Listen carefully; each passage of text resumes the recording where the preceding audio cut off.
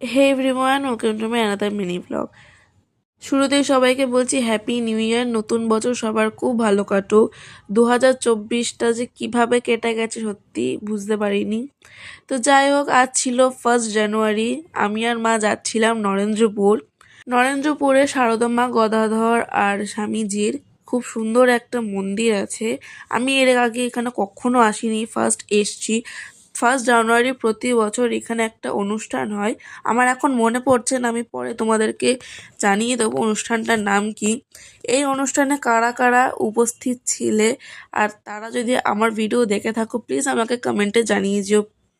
আর এখানের জায়গাটা না অসম্ভব সুন্দর, একটা শান্ত পরিবেশ।